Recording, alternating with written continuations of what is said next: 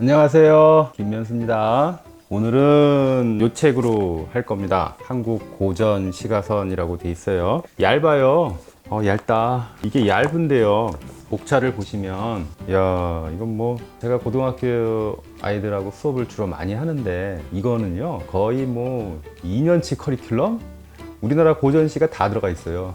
그러니까 이걸 어떻게 하지? 이제 이렇게 되는 거예요. 목차를 보시면은 막 이렇게 막 나옵니다. 이 책에서 첫 번째 주눅 드는 건 아마 이런 걸 것 같아요. 딱 보면 민요, 잡가, 사설시조, 가사, 야, 이거는 전공한 사람 아니면 못할 것 같아. 뭐 이제 못 볼 것 같아. 이걸 어떻게 읽어? 그래서 이 각각의 우리나라 고유의 시 장르 명이 있지 않습니까? 거기서 좀 약간 좀 이건 뭐지? 이렇게 되실 것 같아요. 그래서 그거를 먼저 좀 하나씩 설명을 드리면 좋을 것 같고, 그 다음에 두 번째는 이거 왜 읽어야 되지? 이게 우리한테 어떤 의미가 있을까? 이제 이 생각이 좀 들 것 같아요. 고려시대 때 노래를 지금 전기차가 다니는 이 시대에 우리가 읽는다고 해서 어떤 의미가 있을까요? 과연 이게 지금 시대에도 우리한테 울림이 있을까요? 이제 이거 생각이 한번 들었고, 그 다음에 이 원문들이 고어가 이거 어떻게 처리하면 돼? 이거 말 이거 깝깝하잖아요. 이거 어떻게 읽어? 그 세 가지 점을 중심으로 말씀을 드리려고 해요. 맨 처음에 이제 이 작품은 향가부터 시작을 해요. 원래 이제 고대가요라고 우리가 하잖아요. 고대가요 그게 빠졌어요. 공무도화가라든가 황조가라든가 이런 이제 옛날 노래 있지 않습니까?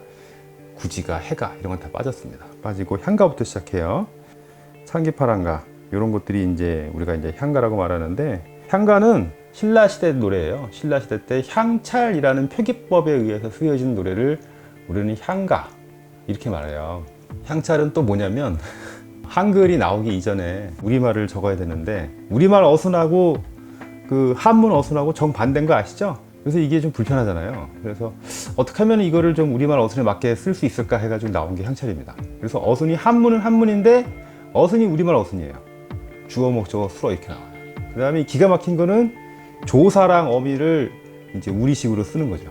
최대한 우리말의 그 느낌을 살릴 수 있게 적은 최초의 우리말 표기 방식, 이렇게 보시면 됩니다.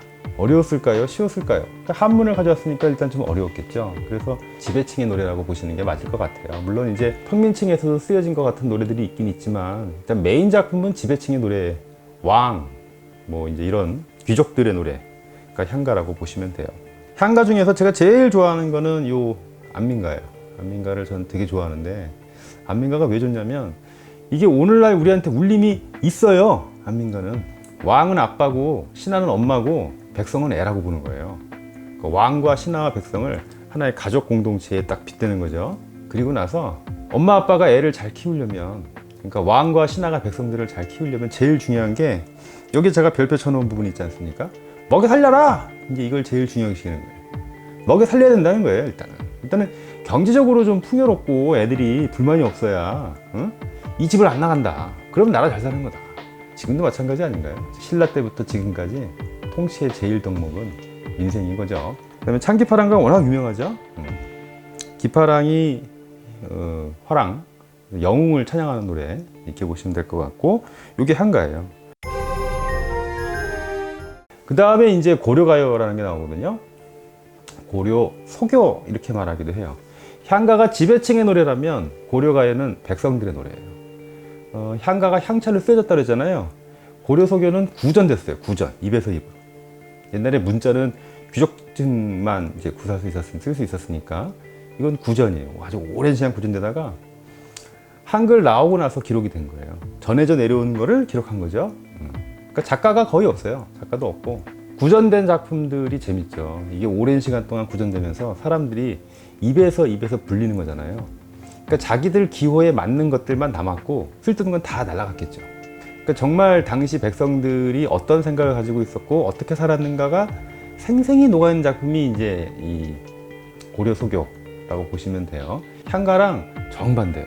고려소교는 대단히 야한 표현도 많이 나오고 막 그래요. 근데 직설적이고 후렴구라는 게 있어요. 이 고려소교는 분연체 이렇게 말을 하는데 어렵죠? 후렴구에 의해서 전개가 돼요. 후렴구 한 덩어리로 이렇게 계속 이어지거든요. 후렴구의 뜻은 아무도 몰라요.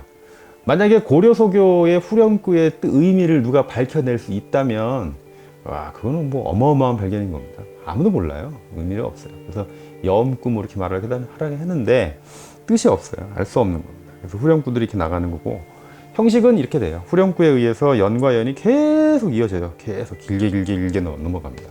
서경부역 같은 경우에 제가 이제 이걸 좋아하는 이유는 사랑 노래인데 요즘에도 울림이 있다면 어떤 식으로 볼 수 있냐면 1년과 2년에서 화자가 사랑하는 사람한테, 연인한테 다 줄게 이렇게 나가요. 집도 주고 돈도 주고 다 줄게 이렇게 나갑니다. 절대적인 사랑을 맹세해요. 헌신적인 사랑을 맹세합니다. 남녀 간의 사랑이 얼마 못 가잖아요. 연애라는 게 원래 그렇잖아요. 3년에서 바로 헤어져 이별 노래가 나와요. 같은 노래인데 1년, 2년에서 그렇게 사랑했다 했던 화자, 그 연애가 그 같은 시안에서 깨진다니까요. 그러니까 정황을 보면은 님이 바람난 거거든요, 지금. 근데 님 탓 안 해요. 누구 탓하냐면은 님을 바람나게 한 그 대상도 욕하지 않아요. 외부 환경을 욕해요. 그러니까 이제 어떤 사공이 음탕한 사공의 아내와 함께 내님을 실어서 강을 건너주는 사이에 내님이 물들었다가 이렇게 나가는 거예요. 뭐 때문이야? 이거는 저것 때문에 탓하지 않습니까? 그런 식으로 이제 그 상황을 보호해주고 싶잖아요. 그런 탓하는 심리가 최초로 나온 게 이거 아닌가? 저는 이렇게 봐요. 이런 식의 발상은 이후에 민요에서도 계속 나옵니다. 이 민요에서도. 또 재밌어요. 읽어보면은. 고려소교는 이제 그런 의미가 좀 재미가 있는 것 같고요. 그 다음에 이제 경기체가로 넘어갑니다. 경기체가는 고려 말기에 조선 초기의 노래거든요. 양반들의 오락 같은 거예요. 그래서 지금 보시면 앞부분에서 이렇게 뭐 한자가 쫙 나오죠. 기가 죽죠. 이러면 우리 이게 뭐야? 기가 죽잖아요. 별 의미 없어요. 그냥 양반 사대부들이 좋아하는 문방사구들, 그러니까 뭐 체계라든가 붓이라든가 뭐 이런 것들이지 않습니까? 열거하는 겁니다. 쫙 열거해요. 그래서 이걸 갖다 좀 과시적인 노래다. 자신들의 지적인 어떤 우월감을 과시하게 위한 노래다. 이렇게들 보거든요. 후렴구가 경기 어떠하니 있고라는 후렴구가 있어서 경기체가라고 부르는 노래인데 이런 것도 있었구나. 이렇게 보시면 될 것 같고.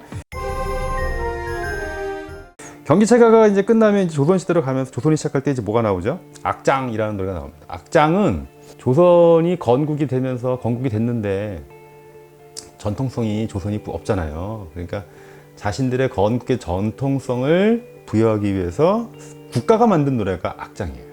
그래서 왕실에서 행사 있을 때 왕실에서 연주하는 노래가 악장.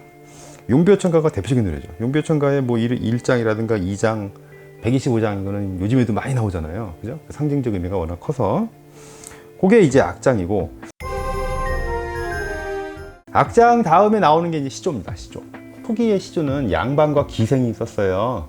형식을 보시면 이렇게 돼요. 초장, 중장, 종장. 그래서 세 줄로 돼 있고 글자 수도 이제 딱 정해져 있죠. 비교적 안정돼 있고. 종장이 되게 중요하거든요. 시조는 종장 중에서 시작할 때 맨 앞머리는 항상 세 글자로 시작해요. 그럼 불변이에요. 초장과 중장에서 이제 분위기를 살렸다가 종장에서 감정을 집약해서 딱 때리는 게 시조죠. 아주 짧은 노래입니다. 시조들은 되게 많은데 그 많은 시조들이 대부분 다 수록돼 있어서 한번 쭉 읽어보는 것은면서 정리가 한번 되는 것 같아요. 저는 이제 기생시조가 역시 아무래도 참신하고 재밌어요. 양반들이 쓴 시조는 임금에 대한 충성과 지조절개 뭐 이런 강인함 이런 것들이 주류를 이루고 있어서 약간 좀 숨쉬기 벅차요. 너무 세다 이런 느낌이 있는데 기생들이 쓴 시조들은 되게 발랄합니다. 발랄하고 상상력도 뛰어나고 그 중에서 이제 황진이의 사랑 노래들은 뭐 아주 대단하죠.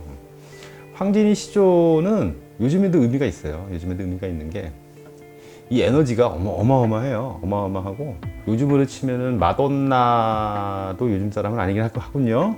발랄합니다. 형식도 다 잘 독창적으로 해석하고 그런 부분이 좀 있습니다. 그래서 이제 요 시조들이 끝나면 사설 시조가 이제 나오게 등장해요. 사설 시조는 이제 조선 중기부터 해가지고 조선 후기부터 이제 계속 양이 많아지기 시작하는데 평민층이 썼을 것 같은데 양반층들도 후기에 가면은 사설 시조를 썼다고 해요. 앞에 시조랑 다른 점은 길이가 길어요. 특히 중장의 길이가 깁니다. 길고 이제 풍자랑 해악이 되게 많죠. 그 발상의 참신함 같은 것들이 많아서, 그 다음에 언어 유희 이런 것도 되게 많거든요. 사설 시조에서 제가 제일 좋아하는 사설 시조는 요 발가벗은 아이들, 거미줄태, 요 시조 되게 괜찮거든요. 그러니까 세상 사람들이 서로 속고 속이고 모함하는 세태에 대해서 비판하는 건데, 뭐 이거는 뭐 지금도 그 다음에 이제 요게 이제 가사로 이어지는 건데, 가사라는 장르는 한국에서 정말 독특한 장르거든요. 우리나라 시의 운율을 따질 때 3음보와 4음보로 나눠요. 그래서 앞에서 정리했던 고려가요 같은 경우가 3음보 계열이고, 그 다음에 4음보 계열이 시조예요. 3음보는 3번 끊어 있는 거고 4음보는 4번 끊어 있는 거예요. 이게 음악의 악보랑 비슷합니다. 음악의 악보랑 비슷해가지고 딴딴 딴딴딴 그 다음에 딴딴딴딴딴딴 이렇게 있다고 칩시다. 그럼 여기 2개랑 여기 3개랑 여기 6개가 있으면 이거를 소리내는 시간이 같지 않습니까? 이게 음보입니다. 시어가 3음보 그러면 이 2글자를 소리내는 시간과 6글자를 소리내는 시간이 같아야 되는 거예요. 이렇게 낭송을 하면 리듬이 생기죠. 그죠? 가사에서는 이제 가사는 기본적으로 4음보 체제로 가요. 4음보로 끌어보면 무정한, 대승은, 인해한을 도나 이렇게 가는 겁니다. 그러면은 이게 무정한이라든가 대승 같은 경우에는 천천히 읽어야 되고, 인해한을 도둔하다는 빠르게 읽어야 됩니다. 이게 이제 나중에 김소월로 이어지면 이 음보가 어마어마해지죠. 김소월 같은 천재로 가면은 또 달라지긴 하지만 어쨌든 리듬은 그렇게 보시면 되고, 뭐 양반부터 평민, 하층민까지 뭐 다들 가사를 다 편하니까 형식적 제약이 별로 없어요. 그러다 보니까 꽤 광범위하게 다양한 계층에 의해서 불린 노래가 가사. 풍속이라든가 세태의 어떤 그런 얘기들이 되게 많이 나와요. 가사 중에서 제가 제일 좋아하는 건 누앙사예요. 정말 가사다워요. 임진왜란 이후에 몰락한 양반의 삶을 다루는 거거든요. 이 사람이 전쟁 영웅이에요. 근데 임진왜란 끝나고 어떤 보상도 받지 못해요. 그래가지고 고향에 내려와서 되게 가난하게 사는데, 양반의 권위가 완전히 떨어져가지고 더 이상 자신의 권위를 어떻게 내세울 수 없는 상황인 거예요. 절대 빈곤이까지 떨어지거든요. 거기서 양반의 그 비참한 이렇게 힘겨운 삶이 정말 편집이 하나도 없이 사실 그대로 쫙 나옵니다. 그래서 야, 세상이 이렇게 바뀌었구나 라는 걸 그냥 단적으로 보여주는 작품이거든요. 되게 리얼합니다, 누앙사는. 그 다음에 이제 마지막에 이제 민요로 넘어가는 건데, 민요가 이제 아리랑 계열인 거거든요. 아리랑이라는 그 단어가 가진 울림이 되게 커요. 아리랑이 무슨 뜻인지 아직도 모르죠.